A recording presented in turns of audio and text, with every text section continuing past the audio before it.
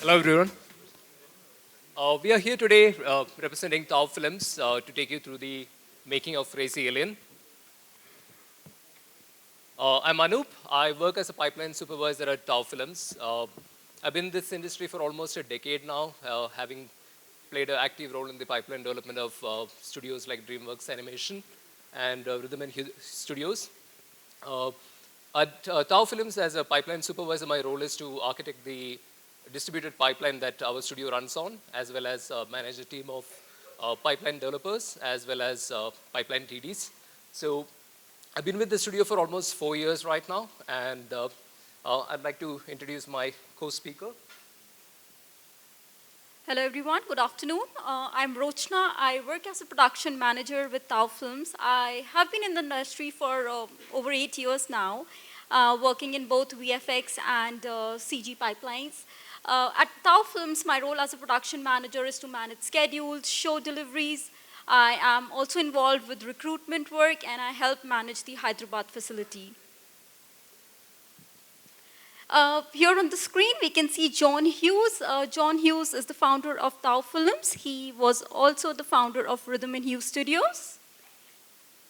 Our leadership team comprises of strong leadership, comprising of industry veterans like Ken Rupinian, Mandeep Singh, and Walt Jones.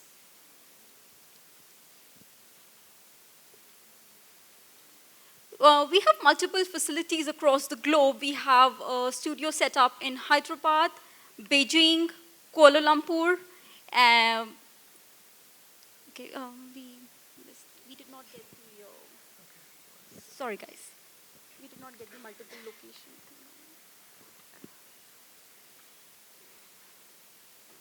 I think there's Looks like we are having a technical snag here. But yes, we have facilities in Malaysia, Kuala Lumpur, Hyderabad. looks like only Hyderabad likes to show up. Beijing, Los Angeles, and we just set up an incubation space in Vancouver. So over the last 5 years, we have been in production, and we have worked on a multitude of projects, including feature films, immersive experiences, as well as commercials. So these are some of the films right now in production. Skyfire, which is based off a natural calamity, and The Devoted Monster Spell, which is actually a creature-intensive show, which is right now set in a very fantasy environment. So that's right now in production. We also have an unannounced commercial, which is for a major international brand, which is in production at the moment. And this year, we delivered two projects. One of that is Crazy Alien, which we'll be taking a deep dive into, and the other one is Primal. This was actually, again, another creature-intensive show with a lot of animals, CG animals that we worked on. And the lead role for the movie is actually Nicolas Cage, and it's supposed to be releasing towards the end of this year. Unfortunately, we can't share any visuals from that because it's still not yet announced. And over the last few years, we have worked on, apart from the feature films, we worked on the Delusion Lies Within, which is a VR experience, as well as the Green Lantern, and Racing Legends, which is immersive experience. This was set up in Ferrari Land, if I'm not mistaken. And we have some of the commercials, just a quick look at the two of the commercials we did in the past couple of years. Let's take a look at that. You know what I like most about hibernation? Waking up. Every time I do, the world's like a new place. Cool. A triple espresso, please. Thanks. That's different. Huh. I'll have the organic salmon, all of it. Check this out. Whoa, thanks. Interact e-transfer request. Oh, I still owe Ted for Vegas. That guy's an animal. Life's moving fast, and I'm moving with it. Case of your finest honey, please. You take Interact e-transfer? Sweet. What a time to be alive. Embrace today with the power of Interact Payment Solutions. Own your world.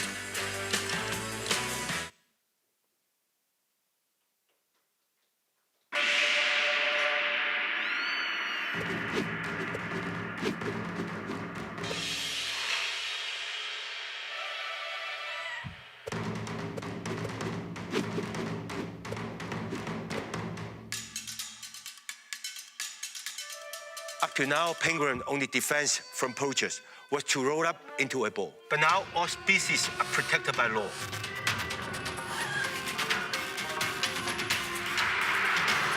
So please, never buy penguin meat or skills.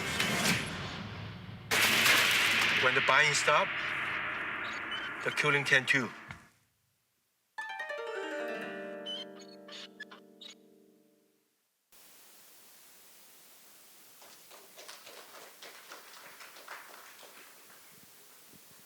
So now we'll take you guys through making of Crazy Alien. As Anoop mentioned earlier in the talk that this movie was this movie released earlier this year.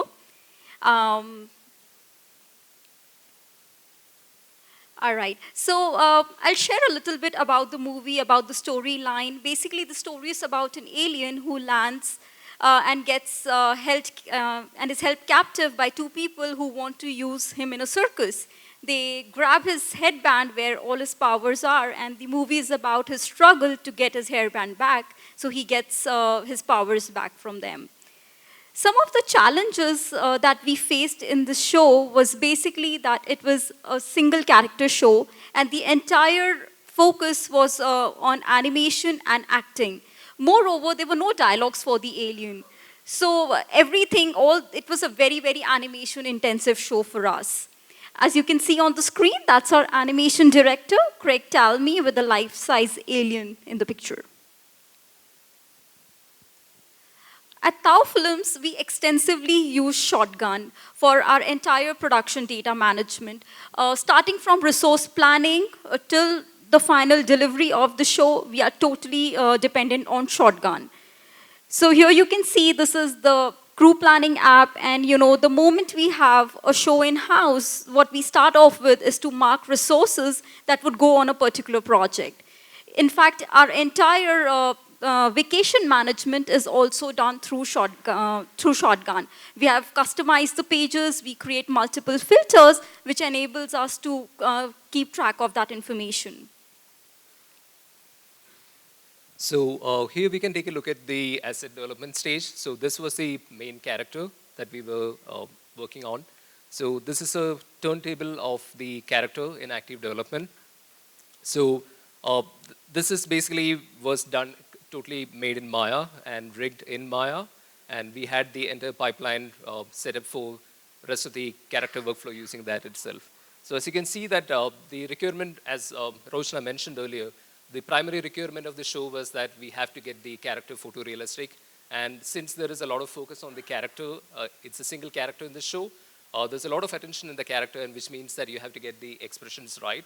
So as she mentioned earlier, since the character doesn't deliver any dialogues, all of the emotions has to be expressed through facial expressions, which means that we had to kind of rework some of the facial pipeline that we had. So we had to extend the blend shapes that we were previously using for the older shows and kind of revisit all of it to get a wide range of emotions.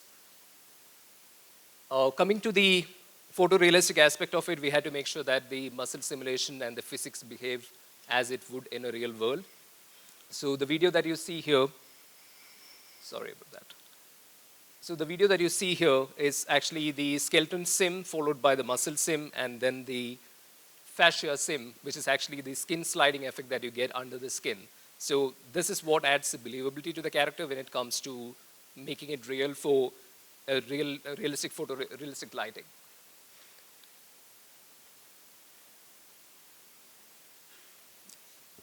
I'll talk a little bit about the review system from Shotgun.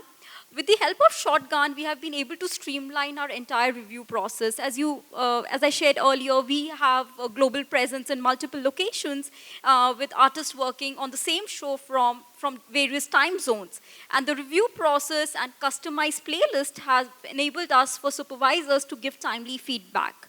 We don't really have to be a part of all the reviews and all the video conferences, and in fact, the supervisors get a notification as in when something is ready for their feedback. And they can directly enter their feedback in Shotgun, and the artists have immediate access to it.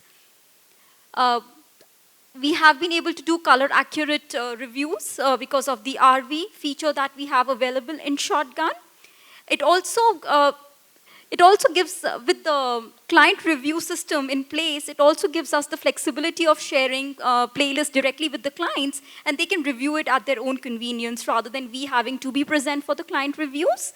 And there's no manual requirement of uploading MOVs for them either, because it enables them to download movies directly from the client review site. So before we proceed, can we see a quick show of hands? How many of you are students? How many of you are professionals? Students first? Okay. Rest of you are professionals, or are there educators in the mix? So how many of you know about the product Shotgun? I mean, I know that like all of you have worked with Maya or some other software as part of your learning process. But how many of you know like what role Shotgun plays in the whole equation? Okay, I see very less number of hands. Okay, so just a bit of overview of like what this is all about, because this plays a key role when you're part of a studio, because it's not just about the work, the creative aspect of it. You also need to understand the different schedule that you have to work against. Like as Mr. Birian Ghosh mentioned earlier, that like you have to like have multiple shows running in parallel and have different teams working on different schedules. So it is important to know that the communication is very streamlined. People know what they're working on, when they get done, all of that information. And the whole approval process, like just like you would submit your demo reel or your work to get your job, it's a kind of a daily iterative process that you do in a studio, because you're submitting some work towards the end of your day for your supervisor to say that, hey, it looks good, it can proceed to the next department, right? So that's where Shotgun comes into play, where it streamlines all of this information, the content, the comments, the every kind of feedback that is available from a supervisor. So anytime you're part of a studio, you will be either using Shotgun or having a different platform which is used by the respective studio. But the concepts remain the same. Basically, for a studio like us, which has like distributed studio locations across the globe, for us communication is very important, and Shotgun plays a very vital role in making sure that all of this information that you see over here, it's like accessible over the web for anyone in the department or in the company. Cool. So moving on to some of the work that we have done on Crazy Alien. So you can see that this is one of the short breakdowns. So you can see this was what we shot at the location. So you can see the blue screens in the background. We had a double character who was actually playing the role of the alien, so that we can get the guess of how the shot is going to be planned. This is everything cleaned up, but you can see red markers on the character. These are the roto areas that will get removed eventually. And you can see a tight match move of the hands of the TrackMan rig that we are using here. So this is to get an estimation of shadows, all the contact points that you will be having for the real character with the CG elements. And here's when your shot comes to life. You have your animation starts kicking in, and the performance is kind of delivered. And you can see there's not enough secondary animations. That's where TechAnim comes into picture. So TechAnim or even character effects departments, few companies call it character effects. So you can see the cloth animation, the rope simulation, all of that is added. This is the lighting stage. So you have your lighting placed based on the environment. We do image-based lighting to make sure that all of the environment matches with what the character is. And this is the final comp that we deliver to the client, all composited together with the CG elements.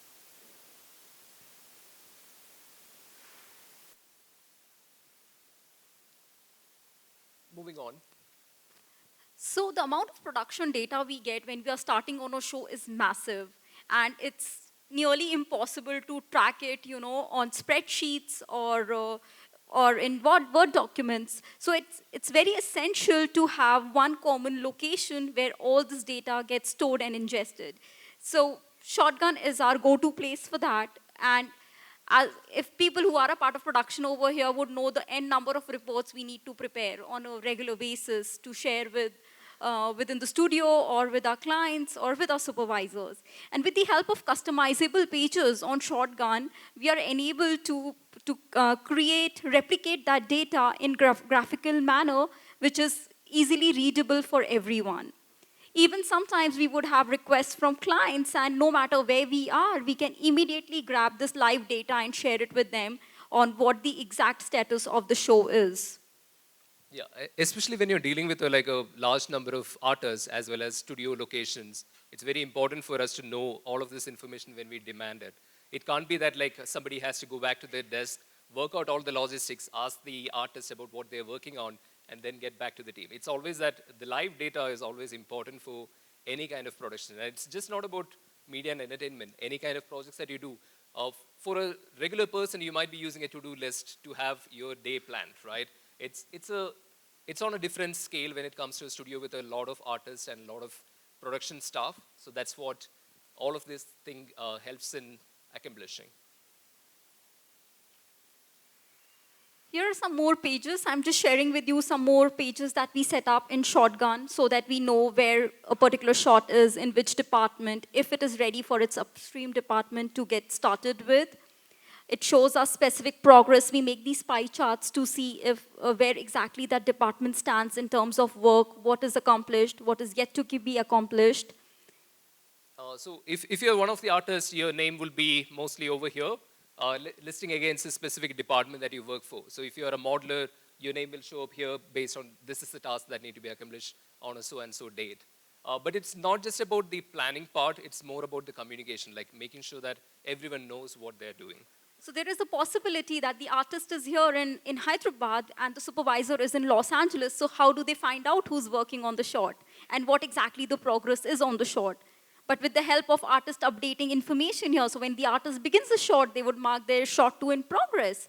And we continue to customize these statuses based on which department it belongs to, because every department has its own approval process, different stages that they would need to go through. So it's very customizable in that way. And we document that for each supervisor so everyone is aware of what statuses they should be looking for. So how many of you are actually maths majors here? Like I see a lot of students. How many of you specialize in maths and science versus humanities and arts? Okay, very few. Okay, I see a couple of them. Yeah. So yeah, it's not just about, like a studio is not just about the artistic talent. There's a lot of management aspect of it and the finance aspect, a lot of things which Mr. Biren Ghosh mentioned earlier. So there was an earlier question about like how do I get into this industry? And most of the time we talk about the industry aspect in terms of the creative work, but there's a lot more to it that we'll be covering in the coming slides that becomes part of a studio when it comes to your day-to-day operations. So with the massive amount of work that goes into a VFX film, there are instances when there are multiple vendors who are working on the same project. It would be multiple studios who are doing one single project at the same time. And with the help of Shotgun, we can customize our views to see where the progress of each vendor is or the other studio is. And this helps the overall supervisors get a clear picture of where the overall project stands. As Anoop also said, management of this data is very, very essential. There's a lot of planning that goes into delivering a film as well. So to sum it up, basically there are multiple locations that work on the same show. So Shotgun enables us to transfer information to everybody. We have been trying to eliminate spreadsheets from our workflow and trying to replicate that entire data into Shotgun. So I know in production we use a lot of spreadsheets, and the idea is that we totally migrate to Shotgun. We encourage people highly to do all the work they can do on Shotgun. So we spend a lot of time with supervisors to understand their requirements, what are the kind of spreadsheets they would want, and we replicate the same thing for them in Shotgun so that the data is not getting missed or nothing is falling through the cracks. All the client comments are accessible to everybody across the studio. The artists do not have to wait for production to inform them if there are any notes. All the notes are directly entered into Shotgun, and everyone has access to the information they need to get started with their work. It's a very identifiable scenario. Like if you have applied to a company and have waited for a feedback to get back to you in terms of like, what is the status of my application, right? This is a common thing which we all of us have come across. This is a similar scenario. When you are sending some work, like you finish your day's work, you did a modeling work or a look dev task, and you finish the day and submit your work to Shotgun and go back, you're expecting the next day to have some feedback, hey, the work looks good, let's you can move on to the next task. Or there will be comments like, hey, this iris reflection doesn't look good. Maybe you need to correct that, right? And this again gets escalated to your client, like whoever is the ultimate person who is actually approving whatever the work that you have done from studio side. So all of this, like in a traditional manner, it would be that somebody would send an email from the client side to the, like how many of you are freelancers over here? How many of you understand the pain of dealing with clients directly in person? Okay, I see a couple of sad faces there. Okay, so this is very important for us because you can't have like too many bottlenecks of humans actually having to be present to get all of this working. It's very important that all of this data streamlines all the way from destination back to the source and everyone understand what they are supposed to be doing. So enough with the pie charts and the math lessons and everything. I know that like a lot of you come from student background as well as like professionals who are mostly on the creative aspects of it. So let's move on to some of the challenges that we faced as part of the whole project. So as Rochana mentioned at the start, like the ultimate challenge for us was to make it a photorealistic alien and also to make sure that it is achievable in the target that we had, like whatever time frame that we had at that time. So for the traditional workflows that we were following, we were primarily a CPU-based farm studio, so which means that you would use CPU-based rendering engines to get your work done. And at that point of time, we felt like if we want to do things faster, we want feedback to come faster to the artist. And this is not just about the feedback coming from the supervisors back to the artist. It's about the software giving you quick response in terms of what you're doing. When you change a value, you want to see it quickly, right?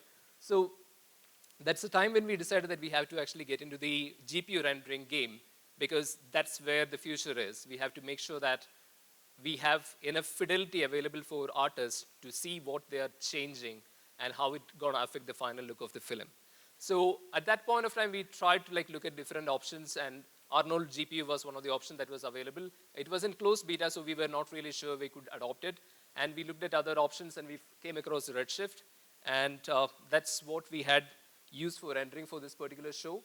And the challenge was also that we were building so it's almost like the car is running and we are changing the wheels of it because the production had already started and we had taken the call that we are going with a GPU rendering.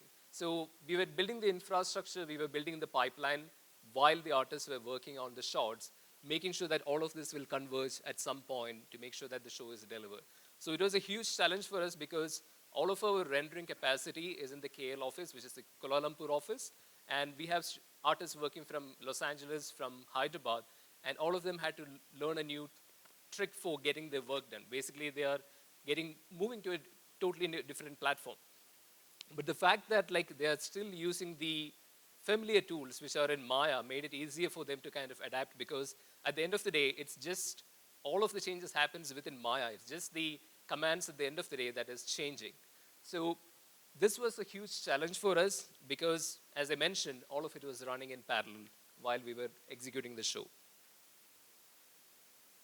Now coming to, apart from the creative aspect and the management aspect of it, how many of you had renders that crashed or while you were like very much motivated and working on a shot and boom, it goes? Okay, I see more hands for this particular one than everyone else. All right, so this is a common scenario which you can't like really resist because the complexity of stuff that you deal with on a day-to-day basis is always high, right? The challenges are always ever increasing, which means that most of the time you want to focus on your work. You don't want to troubleshoot your machine. You don't want to make extra space on your machine. You don't want to handle software installations, all of that. So for every studio, there will be a technology support team that will be responsible for handling all of this thing. And most of the time, it is very easy for walking up to somebody and say like, hey, my machine is not working. And you never leave until he comes and fixes it. That's one way of doing it. The other one is like when you're in Hyderabad and the problem is happening in Kuala Lumpur, you can't fly a person all the way there to fix it, right? So it's very important for us to have all of this data available, like who is blocked, who was working on which shot, what are they blocked on. All of this information need to be in one place. Again, it can't be that some of it is in email, some of it is in Shotgun. So we went ahead with the plan of having everything inside Shotgun. So which meant that we had all of so the graph that you see here, it's not the work that is getting done, but it's the work that is not getting done. So everything that is a blocker for some shot to get done is what is listed. So you get to see a bird's eye view of the health of the studio. How are we doing as a studio? Are more people idle? Are more people working on stuff? What are the common issues that we are running into? So this was a dashboard that you could customize because of the flexibility offered by Shotgun. And we went ahead one step further. So whenever you are in different location, we use WhatsApp, we have WeChat, or any other software. So at Tau, we use a software called Slack. It's a very popular among software companies. Some of you might have already used it. So that was our primary medium of communication when it comes to one-to-one chat. So we wanted to make sure that like people who are using this would not have to always go back to a browser if they want to chat. Like I'm talking to Rochana about, hey, there's some shot which is not working. I'm looking at it. And then you suddenly have to like say updating back in Shotgun. So what we did was like we made a deep integration between the two. So you can see the video of that, of what we had done. Shotgun software is used by Tau Films for production tracking across the various locations of the studio, while Slack forms an essential part of communication across different time zones. Slack app for Shotgun allows users to collaborate on tickets right from their Slack sessions on PC and mobile. New ticket notifications are sent to a pre-configured Slack channel. Tickets can be assigned to team members directly from the options menu in the message. Assignees are notified about ticket assignments, allowing them to comment on the ticket, as well as change its status once they start work. New comments on the ticket are also notified to reporters, assignees, as well as watchers. Certain conversations can occur outside the ticket thread. The message actions allow anyone to copy additional info or decision from a conversation to tickets easily. Since Slack is available for mobile, all the functionality is readily available to the end user, even without desktop access. Assignees can also log the time spent on the tickets. In addition to interacting with tickets where they are collaborators, users can also get details about a ticket, check for any pending ticket assignments of any member in the studio, as well as search for tickets by a keyword that searches across ticket title as well as ticket description for matches. At the backend, Shotgun Events daemon is used to trigger notifications about new ticket events. Message interactions in Slack are routed to a collection of AWS Lambda functions. The Lambda functions use Shotgun's REST API to perform operations on the tickets and notify end users if the task was completed. Enabling real-time communication about issues inside an everyday tool like Slack empowers users to be part of the conversation.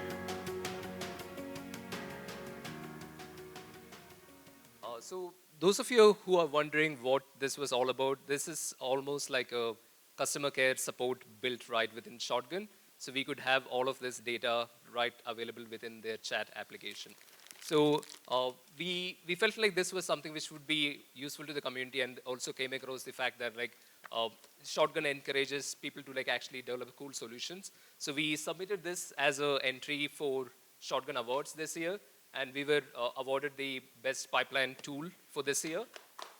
And This tool has also been a blessing for production department, because sometimes we would be in long meetings and we can check our phones and we check Slack on our phones, and we can immediately reply to tickets, because sometimes there would be people waiting for our response. So this is a very, very handy tool to have in hand. the other thing was that since it has a mobile app, you could be still in the cab or commuting and still be like on top of things without having to switch between applications. So that was all about like whatever production that we were doing in for Crazy Alien. But if you look at the broader view of what we do at Tau Films, as we mentioned earlier, we have different type of projects that we deliver: feature films, commercials, as well as immersive experiences. But at the core of all of this thing, there's always a certain set of departments which are very generic, right? They're always part of whichever kind of workflow you choose. So we have tracking, match move, animation, tech anim, lighting, and effects. Most of the short departments. And you can see majority of them are using Maya at the moment. And we do have like a couple of other supporting softwares that we use as part of it. One of that is the plugin that we showed earlier, the demo of the character working with the muscle system. So the Ziva pipeline, Ziva is a plugin which is available for Maya, and it is for the real-time muscle simulation. So we had one more department added under tech anim, which was the muscle department. So whatever the cloth effects and the ROP stuff that you saw earlier in the short breakdown, those will be passed on to the muscle department where they'll add the skin sliding effects and the jiggle in the belly, and all of that will be added over there. Coming to the asset departments, we have modeling, look dev, and rigging, all running on Maya at the moment. We do use a little amount of ZBrush for the sculpting part, and also for look dev, we use Mari. And rest of the pipeline is mostly on the M&E collection at the moment. And we have rendering, so as I mentioned before, right before Crazy Alien, all of our shows were delivered using Arnold. And we have been right now actively looking at the other options which are available from Arnold for the GPU. So these are the different departments which kind of like fulfill as part of the M&E collection. But apart from that, like there were like some interesting use cases that we ran into while we were doing other projects, which was Autodesk has this application called Recap, which is actually for reality capture. So which means that you can do photogrammetry as well as generate cloud, point clouds and everything which can be used for your modeling. So let's say if you are at this set and you want to like scan this entire scene, you could take photogrammetry workflow by taking pictures of the location and then reconstruct the scene altogether. So it was a fun fact because we never knew that like this was something which we could make use of until one of the projects demanded it, and then we were doing a little bit of online search to figure out like what are the best photogrammetry softwares out there. And our search fortunately landed up in Autodesk page, and we were surprised to find that like we were already having a subscription to this thing, but we were never aware of that we could be using this. So all of these things, apart from Maya, there is 3ds Max and other softwares available. Right now, they're not part of the pipeline, but it kind of like opens up a different kind of broad use cases that you can take depending on the kind of projects that you work on. So overall experience-wise, we had like 160 shots, 3 locations. So that was the total number of shots that we worked on.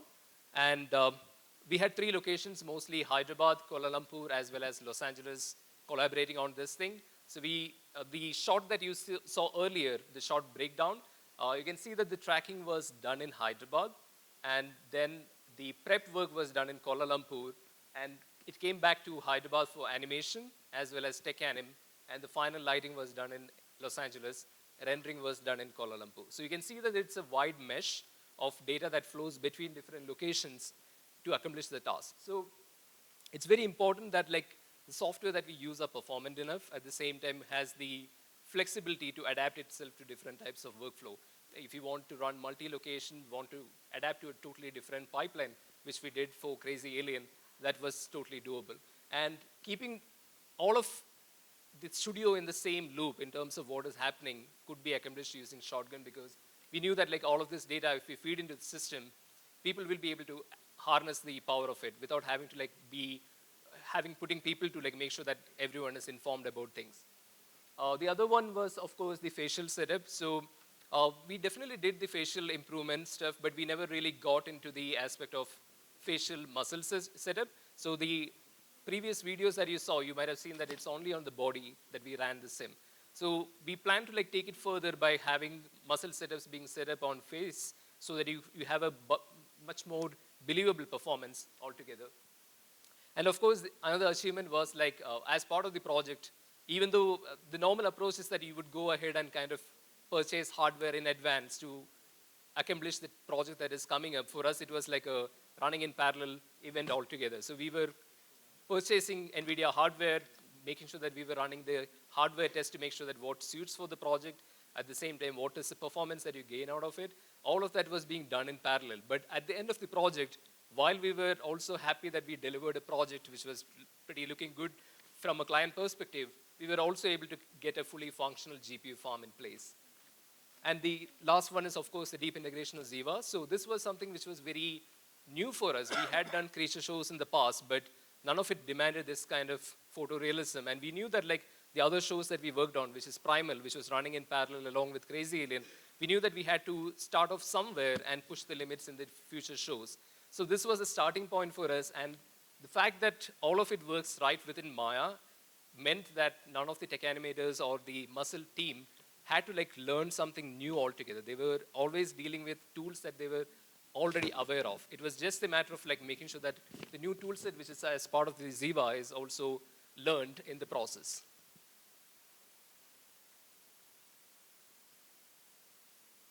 So enough with the talk. I'll just play a video of whatever shots that we had done, some of the best shots that we felt would be interesting to the audience. So let's go ahead with that.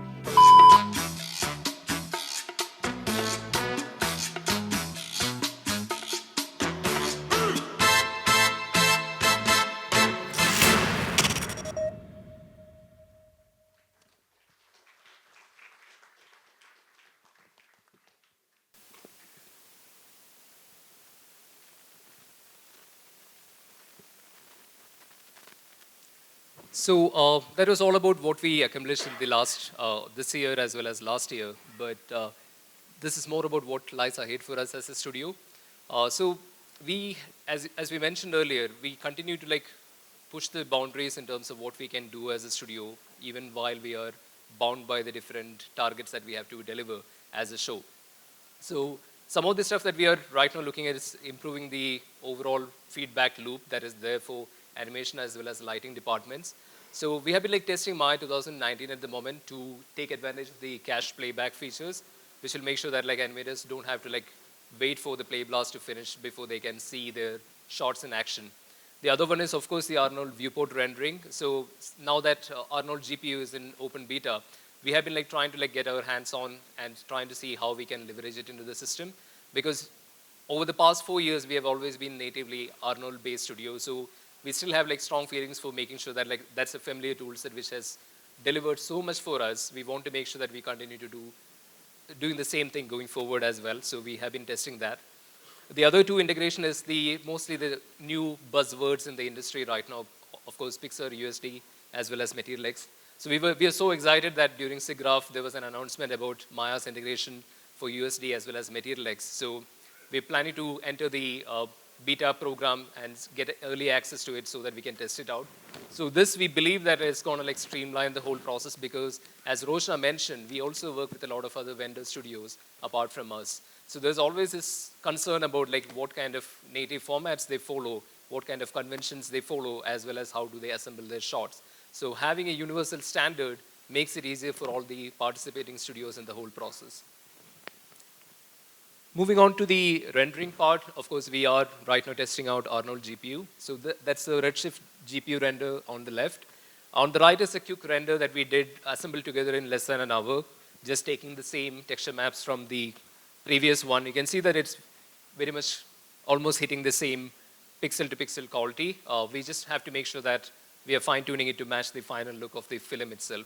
So all the current shows right now we have running, we are actively running a couple of shots through the Arnold GPU rendering pipeline to make sure that like once those are like kind of approved, we can actually transition over without much trouble. And that brings us to the end of this presentation. If it will move. Thank you. Thank you all everyone. for attending, and thanks Autodesk. Thanks for inviting us here, and thank you all for attending our presentation. If you have any questions for us, please feel free to reach out to us. You can see the details here. I think we have 1 minute and 46. Yeah, we are happy to take a couple of questions right now. If anyone has any questions. There's one question? Okay. Hi, sir. I'm Parinit. I'm a student. So, like, right now I'm in a final year. So, I would like to know what I should be ready for. Personally, I'm a modeler. So, what are the challenges that I'll be facing when I get into studios, and like, what do you guys expect in my portfolio, and like, as in common? So normally, like as a modeler, what we look for is the first thing is aesthetic skills, right? You need to have a strong understanding of anatomy. That's the most important part.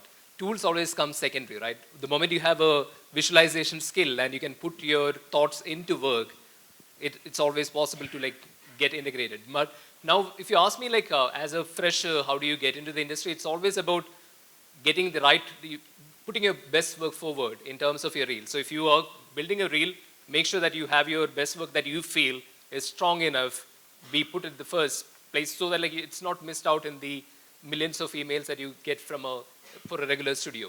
But in terms of understanding, like as a person, you join a company, there are multitude of things apart from your creative skills that come into play, right? It's always about team play.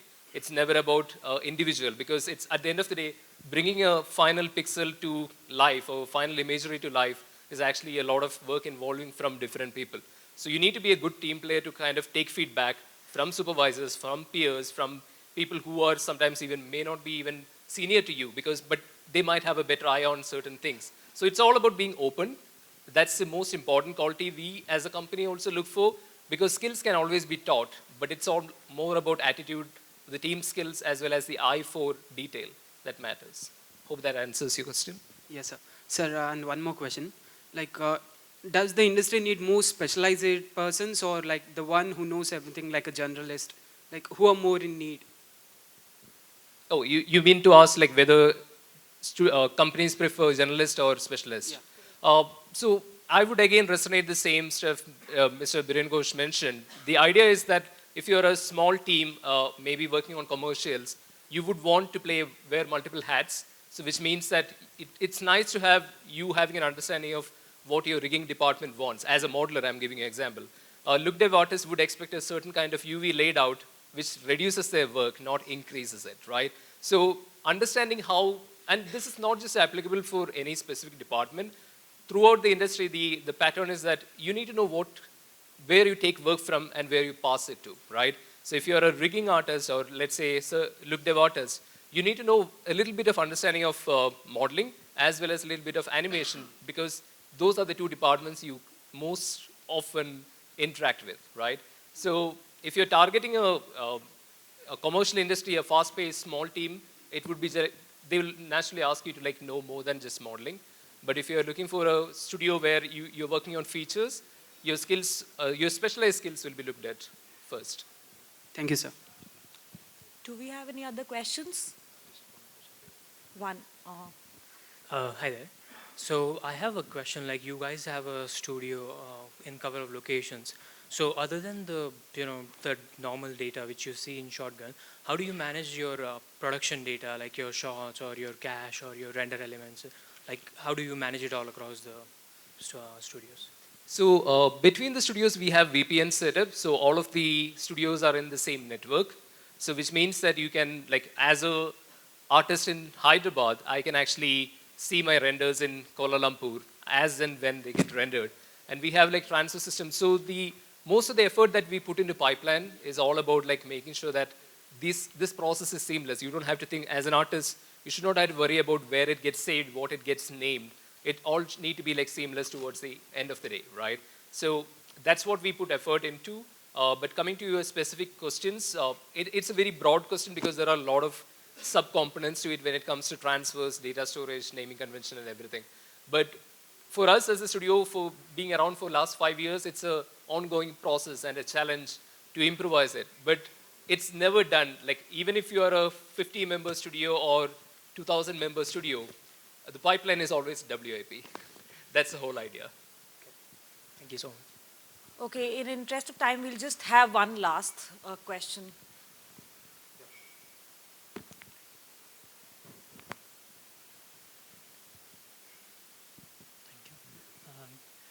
Being talking about the pipeline, it is extremely important to make sure that the flow of work is smooth across different departments of making a film.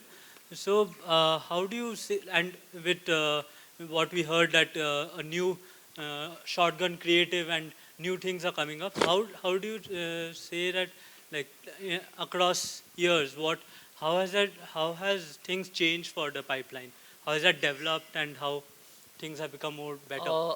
At least for what I've noticed in the past decade or so, there was a lot of focus on development so there are two teams which normally works in a studio. It's a software development team and the pipeline team, right?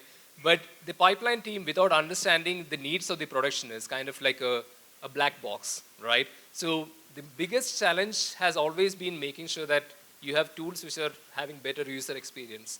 So it's more about like not what it does under the hood, how usable it is for an artist. And that one trend hasn't changed in the past decade, I would say. But in terms of the challenges, it's more and more studios are actually setting up houses in other locations, which means that it's more about distribution. So remote workflow, like remote first is the mantra right now, like for every other studio. And when you invest on that kind of infrastructure, you naturally become ready for cloud computing as well because you're always thinking in terms of work as not something in your hard drive in your current location, but a distributed data set that could be anywhere and you want to be able to retrieve and generate it anytime. So remote distributed workflow is something which has been like catching a lot of tide in the last 5 to 6 years or so, I would say. And I would say it will continue to stay the same. All right. So thank you, Anoop, Rochana, for those wonderful insights. It was really good to see shotgun in action there. So, but before you leave the stage, we'll have Balaji Kesafraj, Head of Marketing India and SARC, felicitate you.